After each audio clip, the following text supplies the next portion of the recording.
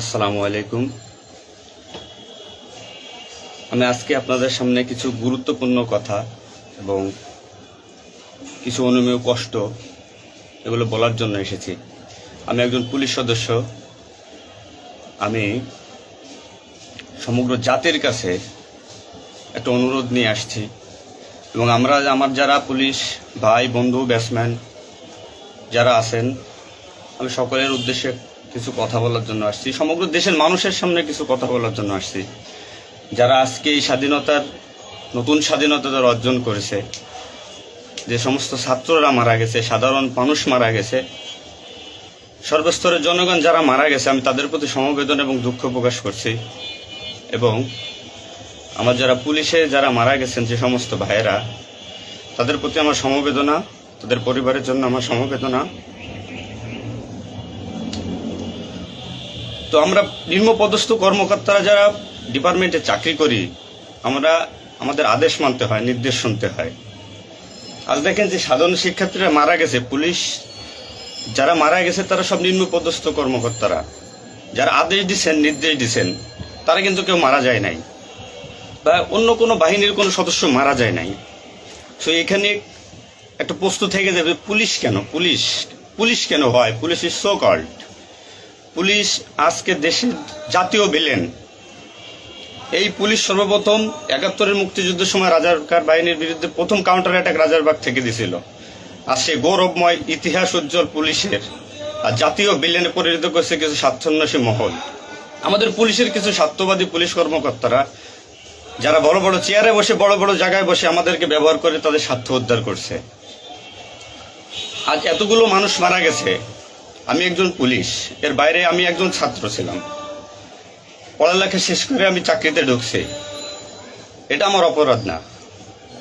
আমার ডিপার্টমেন্টকে কলুষিত করছে, এটা অপরাধ। আমি একজন সন্তানের বাবা। আমার 2 বছর বয়সে একজন সন্তান আছে। তো আমি একজন বাবা হিসেবে এগুলো মেনে নিতে পারি নাই। আমার ভাইয়েরা মারা গেছে, তা ছোট ছোট ছেলেমেয়েরা বলতেছে আমার বাবা কই, আমার বাবা কই। এগুলো মেনে নেওয়া যায় না, এগুলো কোনো মতেই মেনে নেওয়া যায় না। যারা সাধারণ মানুষ মারা গেছে তাদের পরিবারের কি অবস্থা? আজ আমার পুলিশে যেখানে পাচ্ছেন সেখানে নির্মমভাবে মৃত্যুবরণ করতেছে, পিটিয়ে পিটিয়ে মারতেছে। এর কারণ কি? আজ আমাদের কিছু স্বার্থান্বেষী কিন্তু বড় মহলের অফিসারদের কারণে। তারা বিভিন্ন লোকের তোষামোদি করে বিভিন্ন পর্যায়ে আমাদের ঘাড়ে বন্দুক রেখে তারা মনে করেন দিনের পর দিন আমাদের নির্যাতন করে মানুষের বিরুদ্ধে লেলাই দিছে। হাজার হাজার কোটি টাকার মালিক হয়ে তারা এখন গা টাকা দিছে। এই মৃত্যুর ভার, এই পুলিশ মৃত্যুর ভার কে নেবে? পুলিশের মৃত্যুর বিচার হবে না এই বাংলাদেশে, আমি জানি। কিন্তু যারা এই নির্দেশদাতা, যারা এই নির্দেশ দিয়েছেন, তাদের প্রত্যেকের বিচার হবে। এবং চিহ্নিত যেসব পুলিশ অফিসারে পুলিশ ডিপার্টমেন্টে আছে তাদের অবিলম্বে প্রত্যাহার চাই এবং তাদের বিচার চাই, যারা নির্দেশ দিয়ে সাধারণ মানুষকে খুন করাইছে পুলিশকে দিয়ে। আচ্ছা, এতগুলো পুলিশ মারা গেছে, এই সম্পূর্ণ দায়ভার এই ডিপার্টমেন্টের অফিসারদের নিতে হবে। কোন অফিসার দেখছেন রাস্তায় মারা গেছে? মারা যায়নি। তারা নির্দেশ দিয়ে সরে গেছে, পুলিশকে সামনে ঠেলে দিয়ে। এটা হত্যাকাণ্ড। এই হত্যাকাণ্ডের বিচার আমি চাই। সমগ্র পুলিশ ডিপার্টমেন্টের এই হত্যাকাণ্ডের বিচার চাই। অবিলম্বে সব দুর্নীতিবাজ পুলিশ কর্মকর্তাদের অব্যাহতি দিয়ে তাদের শাস্তির আওতায় আনতে হবে। এই পুলিশ হত্যার দায়, এই পুলিশ হত্যার বিচার তাদের দিয়ে করতে হবে। আমি জানি না আমার এই কথা বলাতে আমার কি হবে না হবে, আমি সে পরোয়া করি না। আমি শঙ্কিত সেই পরিবার নিয়ে, যারা মারা গেছে, তাদের ফ্যামিলি, তাদের বউ বাচ্চাগুলো এতিম হয়েছে। তা সাধারণ মানুষ মরেছেন, আমি তাদের থেকে ব্যতীত। নির্মমভাবে অত্যাচার করছে, এগুলো মেনে নেওয়ার মতো না। আমি সবাইকে অনুরোধ করব, আমার ভাই বন্ধু যারা আছেন, আমি কোনো উস্কানিমূলক কথা বলতে এখানে আসি নাই। আমি এখানে সত্যি বাস্তব কথা বলতে আসছি। আমার কষ্টের সঙ্গে বলতে হয়, আমি একজন পুলিশ পরিবারের ছেলে। আমার বাবা অন ডিউটি অবস্থায় 2012 সালে মারা গেছেন। আমি পরিচয় দিতে পারছি মানুষের কাছে, আমি একজন পুলিশের সন্তান। আমার ছেলে মেয়ে কিভাবে পরিচয় দেবে তাদের সহপাঠীদের কাছে যে আমার বাবা একজন পুলিশ? কিভাবে পরিচয় দিবে? সিসি করবে? আজ মানুষের কাছে, জাতির কাছে সমগ্র পৃথিবীর কাছে মানুষ আজকে ভিলেন রূপে পাবলিক পরিচয় হয়ে গেছে। এই মানুষগুলো, এদের মৃত্যুর ভার, পুলিশ হত্যার ভার ডিপার্টমেন্টের সর্বোচ্চ পর্যায় থেকে সর্বনিম্ন পর্যায়ে এর সাথে যারা জড়িত ছিলেন তাদের দেওয়া লাগবে, তাদের এগেনস্টে হবে। প্রত্যেকটা পুলিশ সদস্য আজ বাইরে বেরোতে ভয় পাচ্ছে, মৃত্যুর ভয়। এখনো অনেক জায়গায় আমি নিউজ পাইলাম সকালবেলা, অনেকে পুলিশ মরে গেছে, তার কোনো হদিস নাই। এখন অনেকে আটকা আছে, সবাই প্রাণ ভয়ে, আজ পুলিশ প্রাণ ভয়ে লুকাচ্ছে। কিসের জন্য? আপনাদের কারণে, আপনাদের স্বার্থ উদ্ধারের কারণে পুলিশকে ব্যবহার করছেন প্রত্যেকটি ক্ষেত্রে। এটা আর কেউ মেনে নিতে পারলো, আমি ব্যক্তিগতভাবে মেনে নিতে পারবো না। প্রত্যেকে দায়ভার নিতে হবে আপনাদের। আজ নির্বিকারে যতগুলো মানুষ মারছেন, আজ এই মৃত্যুর সামিলে আমি থাকতে পারতাম। চিহ্নিত করে করে বিচার হবে আপনাদের। পুলিশ কর্মকর্তারা যারা আছেন এর সাথে জড়িত সবার বিচার হবে, বিচার করতে হবে। কেউ না করুক, আমি করব। আপনারা পুলিশের গৌরবময় ইতিহাস ঐতিহ্যকে ধারণ করে নিজেদের স্বার্থ উদ্ধারের কারণে আজ পুলিশ বাহিনীকে মৃত্যুর মুখে ঠেলে দিচ্ছেন। তাদের কথা একবার চিন্তা করেননি। আপনি নির্দেশ দিচ্ছেন, নয়তো এই পুলিশ, এই সাধারণ পুলিশ, আমরা যারা আছি, আমরা কখনো এদের গায়ে বুলেট চালাইতাম না,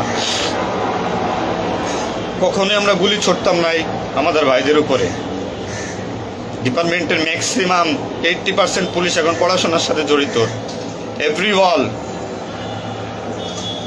সবাই পড়াশোনার সাথে জড়িত, সবাই ছাত্র।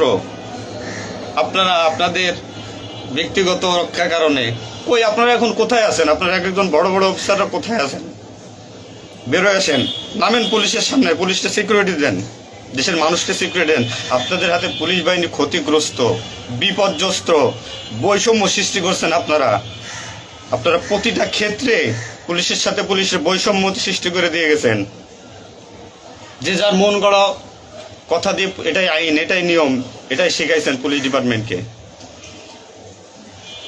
এগুলো হবে না।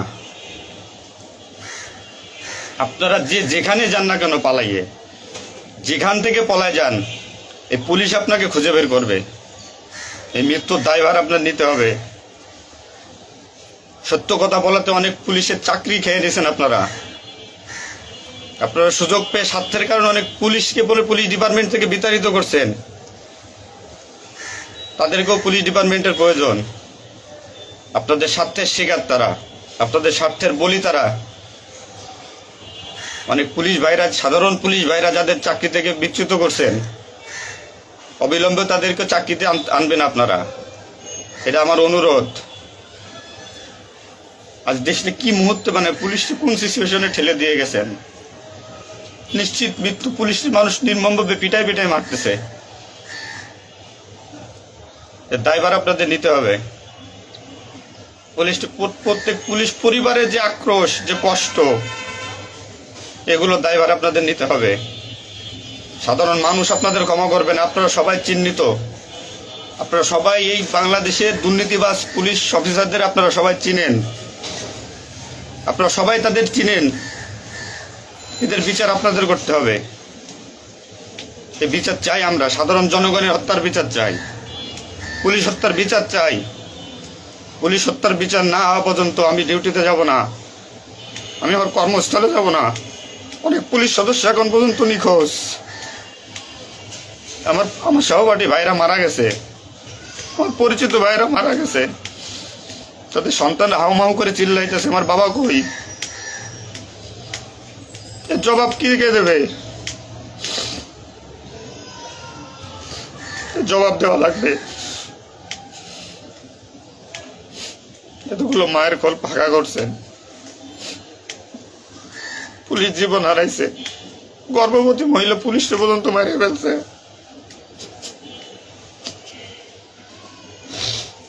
নির্মম ভাবে মারছেন। এই দোষ আপনাদের।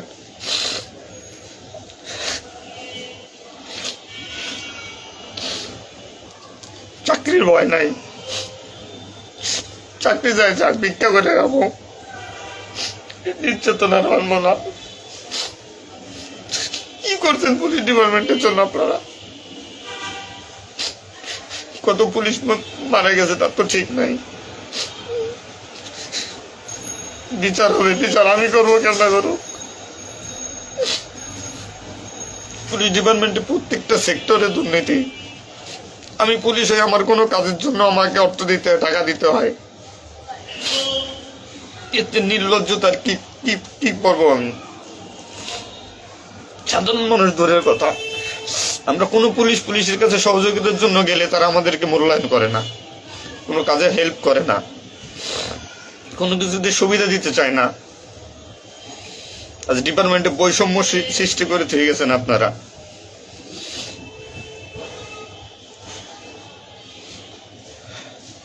এত কিছুর দরকার হয় কেন আপনাদের?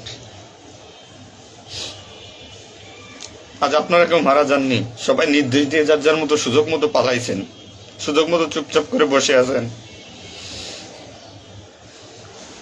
পুলিশ ডিপার্টমেন্টের অনেকে আছে যারা এর সাথে জড়িত না, সরাসরি গুলি করতে চায় নাই, বাধ্য করছেন, নির্মম মৃত্যুর দিকে ঠেলে দিয়েছেন এদেরকে। কোনো কিছুই মনে করেন আপনারা তো নতুন দিনের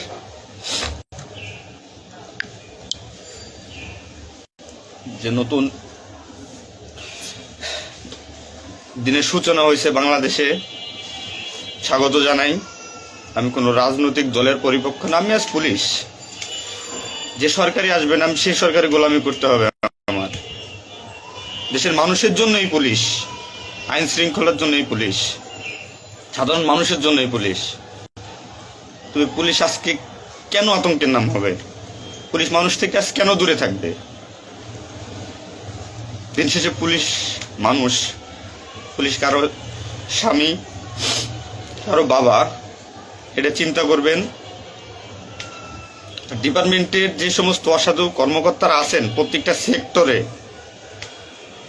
শিক্ষা নেন। বিশেষ করে যারা আসছেন ঊর্ধ্বতন কর্মকর্তারা শিক্ষা নেন। আজ আপনাদের স্বার্থের কারণে, আপনাদের কারণে আজ ডিপার্টমেন্টের এই অবস্থা। তছনছ হয়ে গেছে পুলিশ ডিপার্টমেন্ট। কথা বলার মতো কোনো ওয়ে নাই, কথা বলতে পারতেছি না। আমি তো বেঁচে আছি, তারা মারা গেছে, কি নির্মম ভাবে মারা গেছে, মেরে ফেলছেন আপনারা। তো আমি শুধু পুলিশ বাহিনীরা যারা আক্রান্ত করছেন আপনাদের বিচার করব, আপনাদের বিচার হবে। সবকিছু দায়ভার আপনাদের। ঘুমাইতে পারি না এই কয়দিনে, ভয়তে, চিন্তায়। মারা যাওয়া পুলিশের ছেলেমেয়েরাও চিৎকার করে বলছে আমার বাবা কই। সহ্য করার মতো না, মানুষ হিসেবে সহ্য করার মতো না। তো পরিশেষে একটা কথা বলবো, আমার যারা ডিপার্টমেন্টে আছেন, চাকরি করতেছেন করেন, সমস্যা নাই, চাকরি ছাড়ারও দরকার নাই।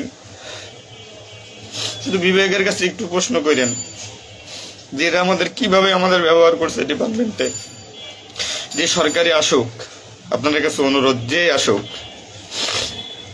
ভাই, দেশে সরকার নাই আসুক, পুলিশ থাকুক আর না থাকুক, তাতে কিচ্ছু আসা যায় না। তো আমার একটা দাবি, একজন পুলিশ হিসেবে, একজন পুলিশের সন্তান হিসেবে,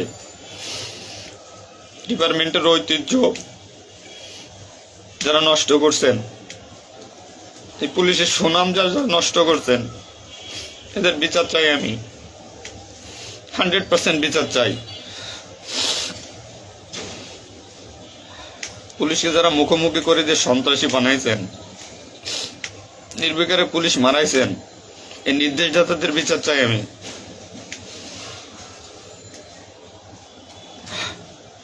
এবং দেশের আইন শৃঙ্খলা পরিবেশ নিয়ন্ত্রণে আনতে সর্বপ্রথমে পুলিশ বাহিনীকে সুশৃঙ্খল করতে হবে। আমি আর অনুরোধ সবার কাছে, যে আপনারা পুলিশে খারাপ চোখে দেখবেন না, যে আমরা যারা নিম্নপদস্থ কর্মকর্তারা আছি, যারা চাকরি করতেছি, আমরা আদেশের গোলাম।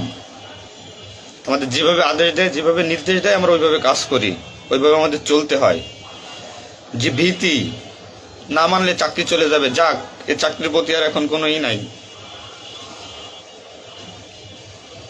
তবে আমার ডিপার্টমেন্টে যে সমস্ত ভাইরা মারা গেছে, সাধারণ মানুষ যারা মারা গেছে, তাদের আমরা আর ফিরে পাবো না, হয়তো পাবোই না।